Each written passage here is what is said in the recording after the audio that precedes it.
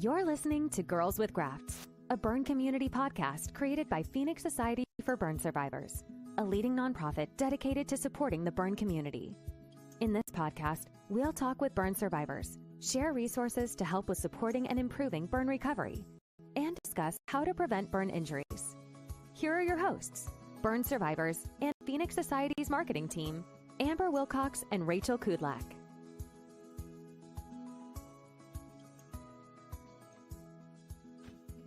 Hello, everyone, and welcome back to Girls with Grafts. I am Rachel Kudlak. I'm one of the hosts of the podcast, and I'm joined today by my lovely co-host, Amber Wilcox.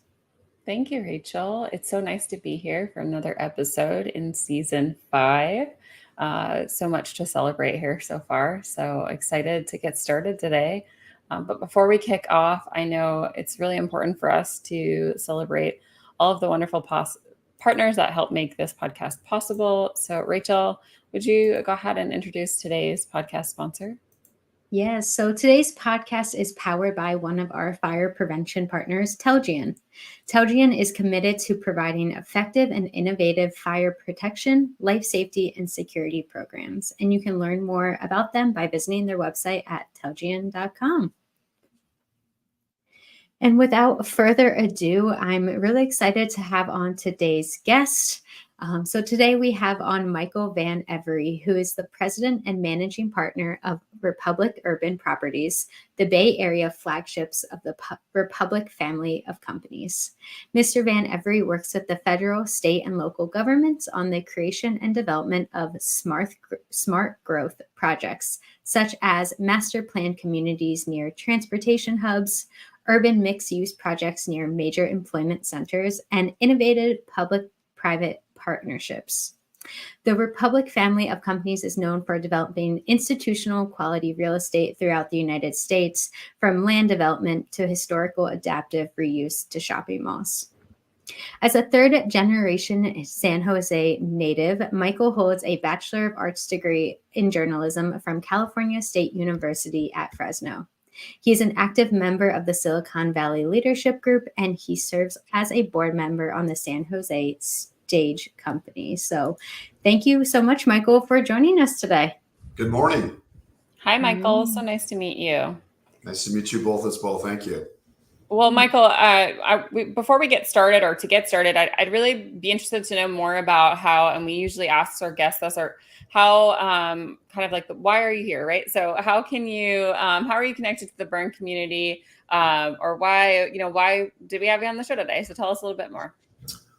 Thank you. It's wonderful to be here. And my connection to the burn community stems from one of your own very own here in Santa Clara County in the city of San Jose in the great state of California, Jill Sproul, who I met when she was the nursing director at the Santa Clara County Valley Medical Center. And of course, the Santa Clara County Valley Medical Center has one of the #1 trauma units really in the world. But most importantly, it really serves burn patients, of which I'm a survivor and former patient. Awesome. So can you just tell us a little bit more about your burn injury and how old you were and a little bit about how it happened? Sure. I was a victim of, like a lot of our burn survivors, of a household accident. At 2.5 years old, I mischievously got away from my parents, got in my grandparents' garage. And at that time, the boy that was working on the lawns had left down a gas can. I unfortunately got into that gas can. And if for those of us old enough to remember, water heaters used to be at grade on ground level. Now, if you look at your water heater, it's usually on a podium. But back then it was at ground level.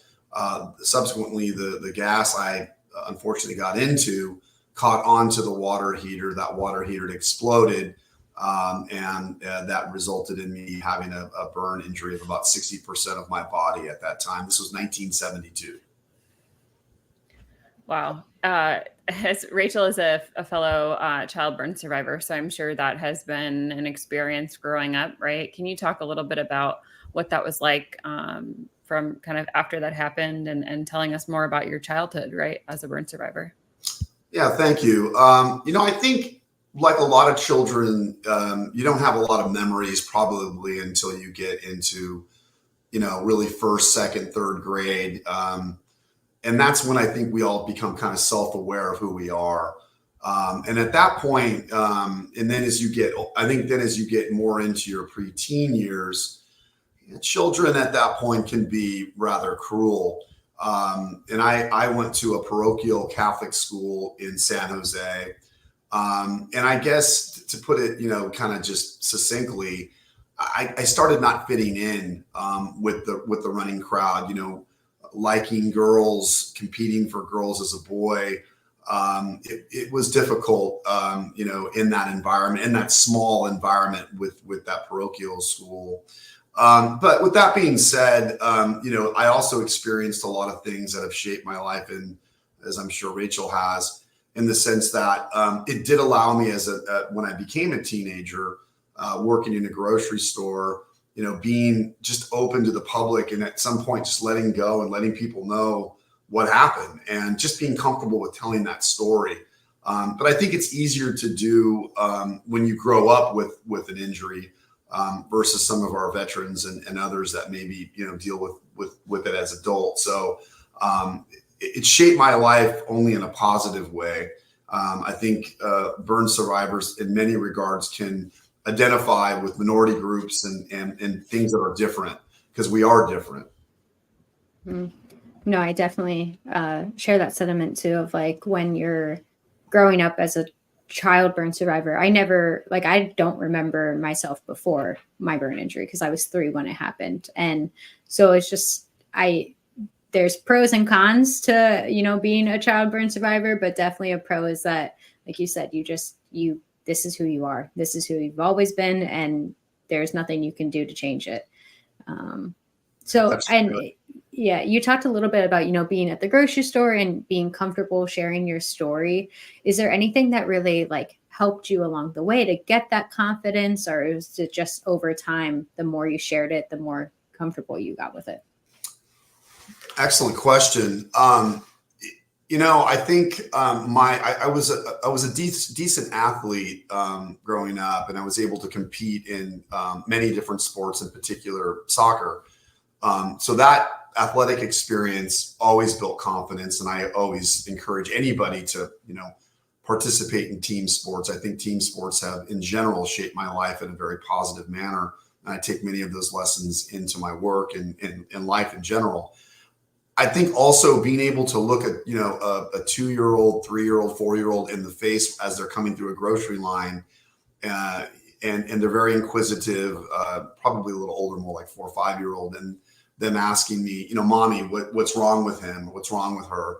And being able to, be comfortable in a crowd. It's taught me that it's good to be a good public speaker. And that shaped me. I never had any fear of having a voice. So I always only try to take positive things away. And I had parents, of course, I'm sure you did. I would say that the baby boom generation is not necessarily the same generation that either the Gen Xers, which I am, or millennials and so on. A little bit different parenting generation. My mom and dad's favorite saying was, there's a lot of sorry sons of what in San Quentin. And so don't feel sorry for yourself and make sure that you're moving on. I'm not so sure those translate today because we do things differently. But I would say for me, that kind of negative, positive reinforcement allowed me to, continue my self-esteem development. No, it's definitely, though some things have changed, but sometimes that tough love can just kind of help you get over some of those hurdles. Like we said earlier, there's nothing you can do to change your burn injury. And sometimes that's the reality check we need to hear. Indeed. Well, we do have a lot of, I think, child burn survivors also listening to the show. And for folks, not everyone has the same experience that maybe you or Rachel share, right? Some folks, I've personally heard, right, folks that have maybe had to hide this their entire life or not share their experience. And I think that can be difficult. So what would you say maybe to someone who hasn't been able to share that experience or is still struggling with, right? not being able to share kind of a part of who they are? Yeah, that's a tough one, Amber, because, I know some burn survivors that, that don't necessarily have facial injuries, that, do a lot of, their body shaming is a real thing that we hear about, everywhere, are not burn survivors. So that's a tough one. I think what I would encourage people to do, I will say that the Gen Xers, the Gen Zers, are a lot more accepting of people in general, and I admire that about these children. They tend to gather, but I would only advise that you just be who you are, and just move forward at a pace that you're comfortable with, because everyone develops at their own rate. That's a tough one, and burns are not a one size fit all for anyone, and it's just so difficult to comprehend and deal with. So I guess love will find a way is probably the best way to put it. I definitely agree there. Well, I know you shared a little bit too about maybe not fitting in, originally or initially at school, and kind of growing up through that. Can you maybe just talk a little bit? I know I was bullied, and I mean, I think everyone's bullied at some point in their life, burn survivor or not. So can you talk just a little bit of, or share some advice for other survivors who are maybe going through that, or even parents who have children who, that's a concern for them, especially as we're going back to school and Yeah. It's painful when you're younger. My brief experience that shaped my life immensely, and to this day, I can't stand February 14th. And of course, that's Valentine's Day. Back in my day, not everybody was required to provide a Valentine to everyone in the class.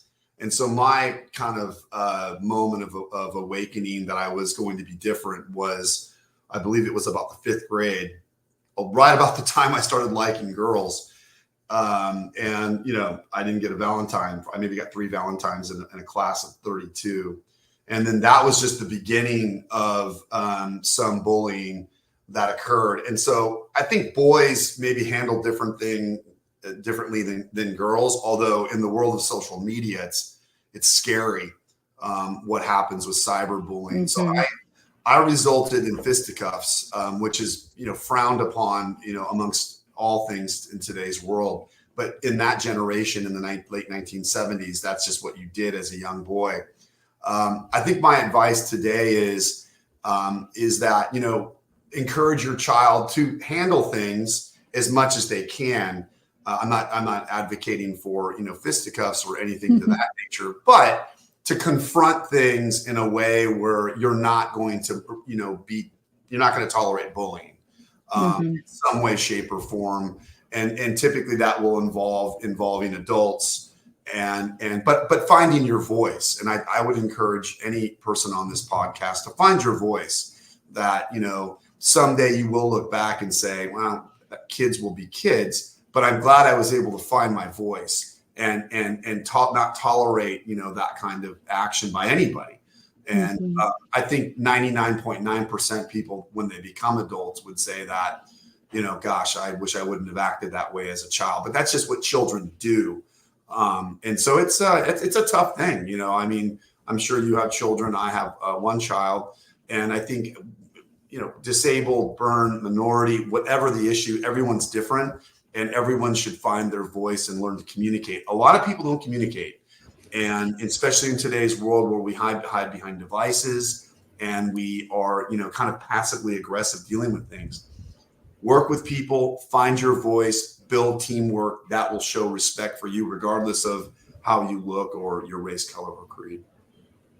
I find that it's funny you say that, because I went out somewhere for work the other day, and I was wearing pants, and obviously I'm a hidden burn survivor, so you can't see that I've been burned right from the waist down. And you start to get to know folks. And then there's a point, where you're like, okay, I can either tell this person about my injury, or I can continue to hide it, right? That's how hidden survivors can deal with things, right? Is not to have to. But we were having a conversation about something, and it only made sense for me to tell the story. And I happen to say, well, I was burned, and when you say something about that, sometimes they turn it, like the individual turned to look at me and was like, wow, I had no idea. I'm like, well, you wouldn't, right? You can't see. But they're like, well, you look good. I'm like, well, yeah, you haven't seen my scar, right? So it's so interesting as a hidden survivor to be able to be like, well, I can get to know people first before they make those judgments and then have the conversation. But it's so different for folks that have not, right? Like if I had my scars visible, it may be different, but I can choose as a hidden survivor, like, okay, you can get to know me first, and then I can reveal this part of myself. But not everyone has that, not even luxury, but has that ability to be able to do something like that. But it's always that reaction that you get when you tell folks that is always such an interesting, reaction, regardless of whether I've hit it in or not. Like, oh, wow, you didn't look. No, I don't look like it because you can't see it from the waist down. But you say, hey, I burned 20% of my body. They kind of just stop for a minute and pause and go, wait a minute, what? So it's interesting to be able to, whether I choose whether or not I can reveal that, but not everybody has that ability. And so it can be really difficult to avoid those luxuries in life, right? And not be able to, like, sometimes you have to communicate it because of how your scars force you to kind of do that. You do. And I think it's even more difficult for, not to be gender specific, but it is more, I would imagine, a little bit more sensitive as a female, having to have those discussions. I think men tend to be a little bit more, rough and tumble. Rough around. Yeah. Yeah. Yeah. Eat, drink, have fun. Whereas with women, especially in America and kind of societal rules, it's different. So, I do appreciate what you're saying. Absolutely. Mm-hmm. Well, speaking of, right, we're talking a little bit about family members. I do have a son. I know Rachel doesn't have any children yet, but I do have a son, and he's just under a year. But it is important to me, right, that he learns about scars, and right, we don't stare, we don't, we don't mass judgments, and so that's a difficult thing to kind of teach your children. But when we talk about family members or caregivers, do you have any advice from your own experiences of growing up as a child burn survivor? Did your parents, how did they support you, or maybe others that were caring for you, that maybe we can pass on to somebody listening to the show? Oh, that's an excellent question. God, that's a wonderful question. I'm so blessed that while my parents were old school, it was not like anything was ever different with me.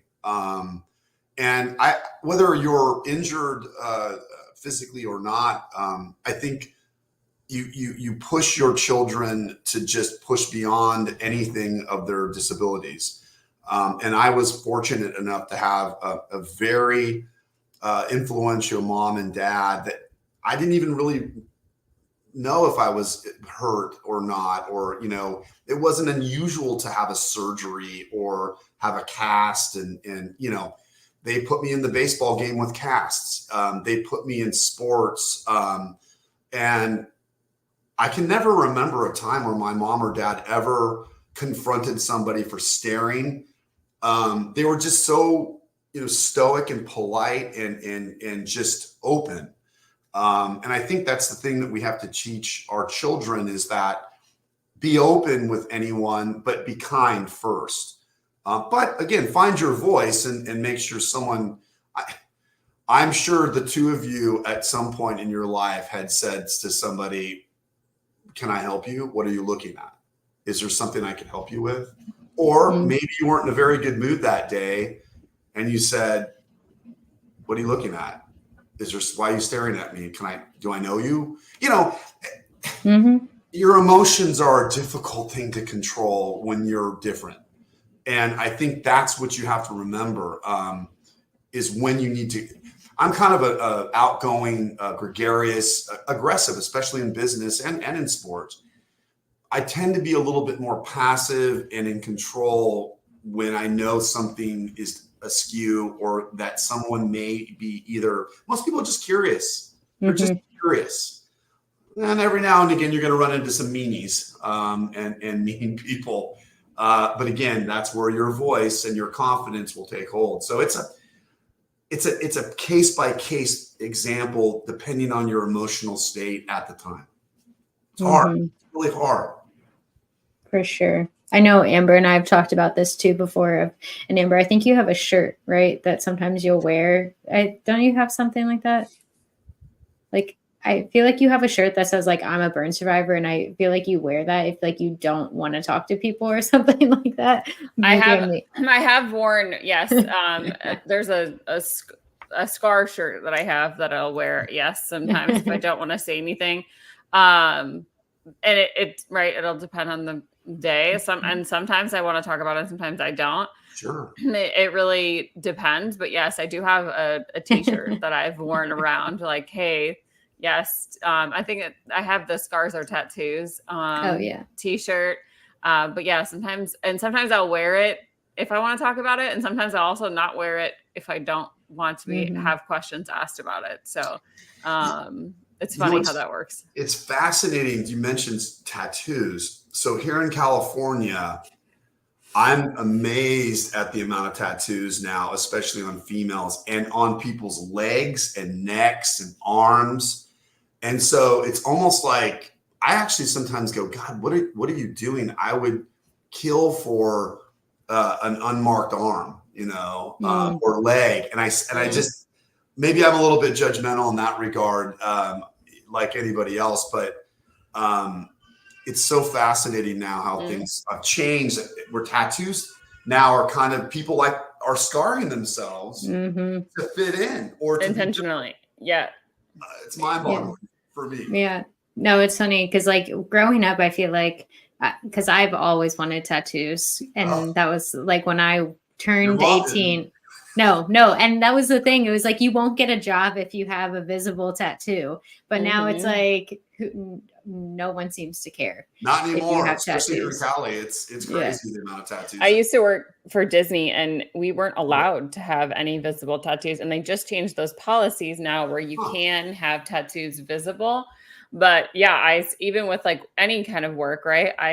I get all like, and I think I get a little like cringeworthy if I see someone with like tons of tattoos in a store. I'm like, oh, that just doesn't look the way, right? Like, and it's silly because, we're the same way about our scars and whatnot, but I always get like, oh, they have a bunch of tattoos and they're working. Like, I would not want my tattoos visible while I'm working. And you would trade your burns maybe for the opportunity to make a decision about a tattoo, right? Right. Absolutely. Yeah. And what's nice, I mean, right, again, going back to the hidden, like I can put pants on, right? If I really don't want to share it.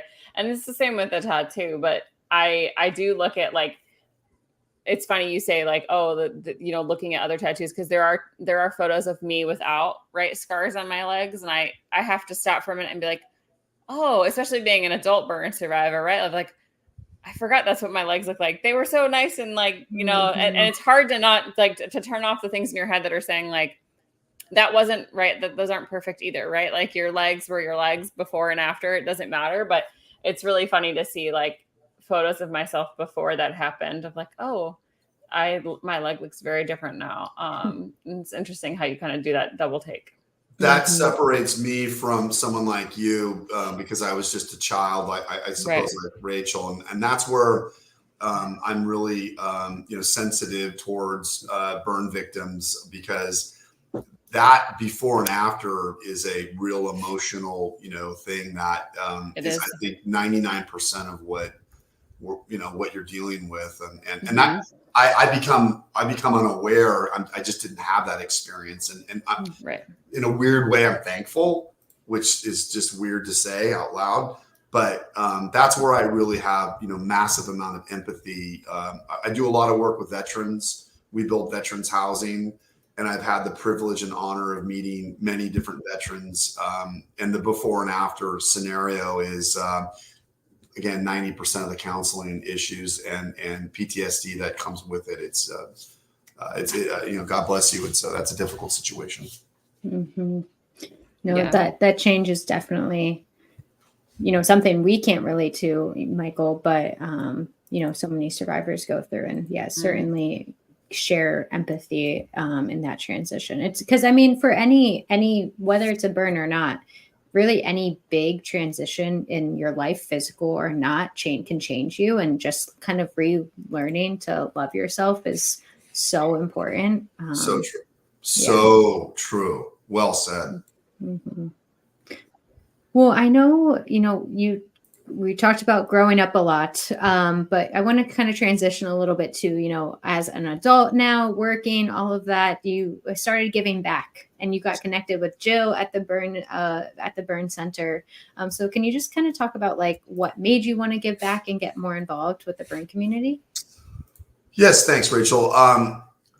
I've been so fortunate working in the commercial real estate and have been mentored by some incredible members of the real estate development community to give back in the communities that you're building. Primarily, I've been associated with housing.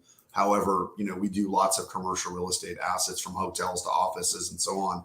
But when you're building communities, it's almost a prerequisite to provide community benefits, and major community benefit, of course, is always, philanthropy of all types. I'm proud that Republic, we're actually consistently in the top 100 philanthropic organizations in the Bay Area, in addition to being the 13th largest developer in the Bay Area for commercial real estate. And with that comes the responsibility of working with community-based organizations across the board. And it just came to a point, it was reminded to me by a woman by the name of Brenna Bolger that, you're doing all this work for like a San Jose stage company or for Catholic Charities or whoever. Why haven't you, worked with the Valley Medical Center and the burn unit? It's the number one trauma, unit in California, and they're building a new burn unit. Why haven't you had an affiliation there? She approached me first to be a board member. And look, I love being on boards, nonprofit boards, but you're somewhat shackled a little bit to the responsibilities, fiduciary and otherwise, to that position. So it just felt right. I'm 55, and at the time I was 53. And then it occurred to me that it's probably time to give back to what's been given to me. For a long time, I wanted to, again, being raised with you're not different is not necessarily making you aware of who you are as a burn victim. That I as much as I applaud my mom and dad for that. For example, my mom and dad it's very difficult for them, even to this day, to talk about the accident and what happened. And anyone that goes through that as a parent, I can understand. But so it came back to this. The burn unit here in Santa Clara County is bar none, maybe the best in the country. And so it was a natural thing for me to work with an organization called the Valley Health Foundation, which is the nonprofit that supports Valley Medical Center of Santa Clara County. And in coordination with the Valley Health Center, we decided that I'm a pretty good fundraiser, to put a plug in. And I was able to, we decided that, look, let's create this fund, and it's self-titled Michael Van Avery Burn Fund. Let's get out there, tell the story. And I was also inspired by the fact that our community sometimes is not as much on equal footing as other nonprofit, surviving communities. Like, give you an example. Look what Ethel Kennedy did and others for Special Olympics, and Maria Shriver and others. Look what Maria Shriver has done for Special Olympics. Mm-hmm. My God, they're on par with other Olympic sports. And, that's kind of some of my inspirations. Like, why aren't we talking about burn survivors in the same way? More sensitive, but people with Down syndrome and those kinds of disabilities, that's pretty sensitive too, right? I mean, so it was more like, I want to put burn victims on a more equal footing with and grab more dollars, because frankly, we need it. We have high suicide rates. We have substance abuse. And we just have a lot of hidden things. What do they say about burn victims? It's not their outward scars, it's their inward scars. And so how do we make people aware of those things? And I guess someone like me was just destined to do that, because I like to do it, number one. And number two, I don't have some of those other things. So what can I do? The best I can do is I can raise money and I can raise awareness. And then I'll let people in the Phoenix Society, use those funds to take us through recovery, right?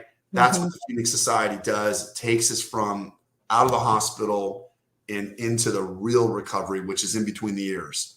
And so anyway, that's the long story short. I'm good at fundraising. We have this incredible trauma center and burn unit in Santa Clara County, and I need to do it. No, it's great.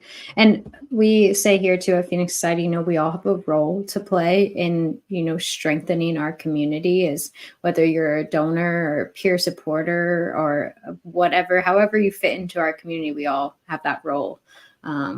We try to, get from that victim to survivor to thriver mindset. So, I love that you're working with that burn center that you were a patient at.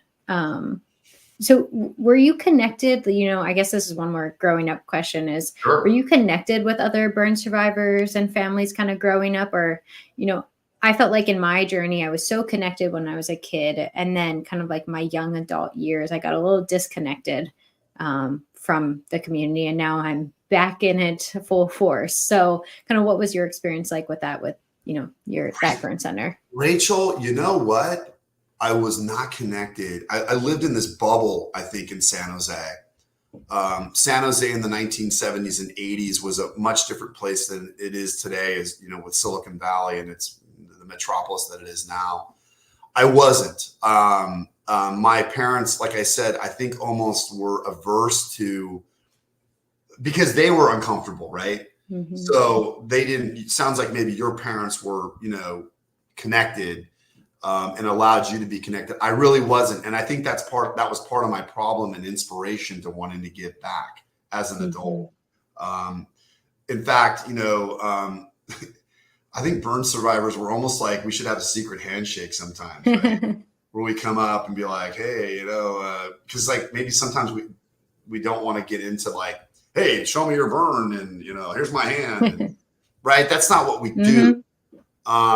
It's awkward. I don't know how to say it. It can be awkward at times, at least for me personally. So that's one of the reasons why I needed to get into an uncomfortable position and practice what I think I'm preaching.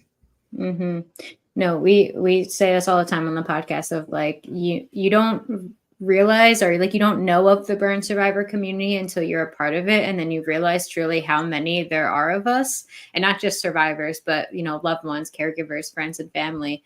But yeah, I like the idea of a secret handshake where you're like walking down, you start like doing something, and then someone does it back. I know. I always feel like it would be beneficial for me in the grocery store. Like I'm always in the grocery store and I see someone and I'm always like, Tyler, hey, look. And like, I feel like I want to go up to the person and be like, look, same club, but it's always really awkward and weird. So I think I am petitioning for a secret handshake, Michael. I think that's a great idea. The grocery store is a great example. It's a great example. Yeah. Yeah. We just kind of walk by each other. Yeah. No, that's great. And I know before, we started recording, you talked a little bit about you have an event coming up later in October. So why don't you tell us a little bit more about that? Thank you, Rachel. I really do. We have this fun event that, so my philosophy for advocacy is similar to the Golden State Warriors and Steph Curry: play and work with joy. And so, while we burn victims and burn recovery is very serious. So my goal is to try to create, again, opportunity through fundraising and having a good time while doing it, while bringing awareness, because I think both things can be accomplished: advocacy, having fun, and a third part of raising money. So on October 17th, 2024, we're going to have the second annual Michael Van Avery Burn Fund, except this time we're doing an event very similar to the game show Jeopardy, called San Jose Q&A. And we have three locals. Yeah, exactly. We have three local celebrities. We'll be at the San Jose Stage Company, and we'll be hosting the game show-like event. Last year, we raised over $175,000 in our first event, and we're hoping to exceed that this year. And all proceeds of the Michael Van Avery Burn Fund go to the Valley Medical Center, VHS, Valley Health Foundation. It goes to the Valley Health Foundation in support of the burn unit. And we're running real fast with raising money for this incredible burn unit in the Valley Medical Center, because they're going to build a new one that's going to have more beds and some of the latest and greatest technology for burn victims. We're going to save literally millions of lives over the next, decade and beyond. And we're excited. So I'm hoping to make this an annual event. I'll be providing more information through the Phoenix Society, who is a strategic partner with Jill Sproul and many members of the Phoenix Society. So the Phoenix Society will be a featured, educational component of this as we focus on the recovery part of burns victims and how the Phoenix Society plays a critical role in that. So we're already working with them here locally and nationally. And I'm excited to have the strategic partnership with the Phoenix Society. Yeah, that's so great. I love the Jeopardy idea. I think that'd be so fun. I'm pretty bad at Jeopardy, but I always love guessing along and having fun along with it. I'm heavily invested in Jeopardy. Rachel can attest. I love a good Jeopardy. And you said you're in San Jose, correct? Yes, ma'am. San Jose, California is noted third generation. I really never left where I grew up. I live about 5 miles away from where I was born. I know exactly where San Jose is, and this is a fun fact about me as a child. I was obsessed with ghosts as a child, and I think you probably know where I'm going with this. I've always wanted to visit San Jose. It's on my bucket list because I've wanted to go to the Winchester Mystery House, which is in San Jose. Yes, so ma'am. Have you been before? I mean, it's probably an obvious question. Do you like it? Sarah Winchester's home is a mere 3 miles from my residence and located in a wonderful entertainment district next to called Santana Row. So come on out here. You guys have pretty decent weather, but maybe it's a little hot out there. You can come on out here and I'll host you for a tour. I would. Yes, I am. I'm very heavily invested in visiting. In fact, another fun fact I'll give you. As a middle schooler, I wrote a paper on the Winchester Mystery House. I sent it out there and they promised me free tickets if I ever came out. And I'm now 30 some years old and I still remember that. So Amber, come on out. We have to have you. I need to go and visit. I know it's been a bucket list since I was a child. So, and every time I'm like, let's go. My husband is terrified of ghosts and the idea of anything spooky. Me too. So I would probably end up there by myself. But yes, you said San Jose and my ears perked up. I was like, I know exactly where that is because I've always wanted to go visit. Oh my goodness. Halloween is quite the it's a big deal there, I'm sure. Halloween's just become its own holiday, but in particular at the Winchester Mystery House, it is a lovely time. Yep. Well, I'm heavily invested, so I may just show up knocking on your door and here as we approach Halloween. So I'd love for you to come out here. I'm an ambassador for San Jose, and I would show you all of our great things. I'm sure I would absolutely adore it, and I would get the chance to see my childhood dream. Well, I know. And then you guys can practice the secret handshake too. Yeah, secret handshake over the mystery house, right? And then we'll make sure we report back to what it is, so all the other survivors out there know what this secret handshake is going to be. I think you've got the makings of another fundraiser. I mean, sounds like it, right? Right. Mm-hmm. The secret handshake development. Well, I think about it. We don't even, in some cases, we don't even have to dress up for the Winchester Mystery House that day, right? No. I'll wear shorts and we'll head on out. I'll wear shorts with you. I'll wear shorts. We'll have a good time. We'll scare the heck out of people. That's right. Well, Michael, I know we're coming up on time here, but we'll make sure everything we talked about today will be in our show notes, maybe even the Winchester Mystery House. If you're lucky, you don't know what it is, you should definitely check it out. But we always ask our guests on the show, Michael, 2 final questions before we end out our show. And so my question for you today was and I think I know this, right? We may have answered this, but what is one thing you'd want the world to know about being a burn survivor that we maybe haven't talked about today? Oh gosh. If you have a question, ask me. I'll tell you what happened. Just got to ask. You just have to ask. Yep. That's a good one. Yeah. Awesome. Well, and then our final question, it is our Phoenix Partner question, which today is sponsored by Telgian, an organization dedicated to saving lives through innovative fire prevention and life safety solutions is, what is one word you would use to describe the burn survivor community? Ooh, one word. I'm such a man of so many words. Thoughtful. I like that. It's a new one. We haven't heard that one yet. Sometimes when we ask our final questions, I think everyone like says that last season it was like, what's one thing that can bring a smile to your face? Everyone said dog. That was like the one. I have two of them.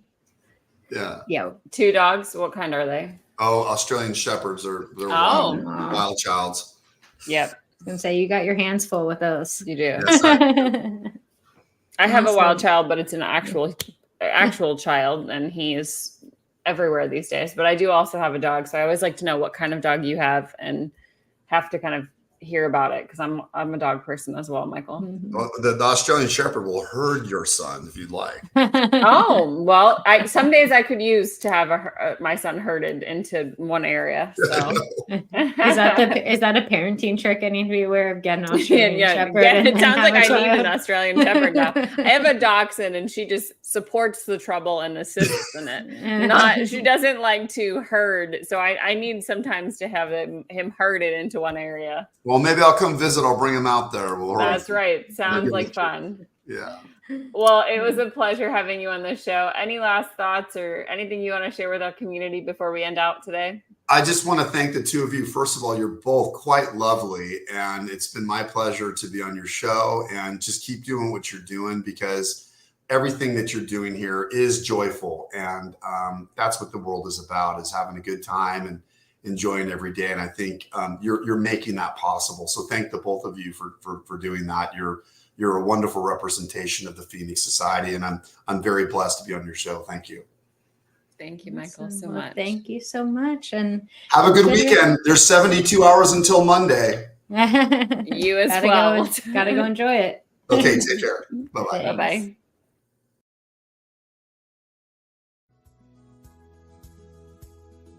Thanks so much for tuning in to this episode of Girls with Grafts. If you are enjoying this content, please feel free to rate, subscribe, and leave a review wherever you listen to your podcasts. This helps others find the show, and we greatly appreciate it. Thanks again for listening, and we'll catch you in the next episode.